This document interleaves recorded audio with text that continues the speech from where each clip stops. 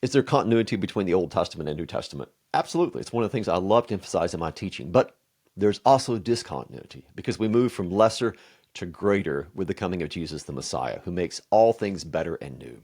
We see a great example of this discontinuity in one of the chapters we read today in Bible in 1 Year, Exodus 3. This is when the messenger of the Lord, who I understand to be the Son of God, appears to Moses in the burning bush. And what does the Son of God say to Moses? Do not come near. Do not draw near. There's only so close that Moses could get to the Son of God. Now, when the Hebrew was translated into Greek in the Septuagint, the verb that was chosen for draw near is engnizo. That's the same Greek verb that occurs in Luke chapter 15, where we read that the tax collectors and sinners were all drawing near to Jesus to hear him. You see, with the coming of the incarnation, everything changes. In the Old Testament, they could only get so close to God. In the New Testament, God has come among us. The Son of God has taken on our flesh, our human nature. And people were drawing near to him. We still draw near to him today. There's an intimacy that's there that was impossible for the Old Testament people.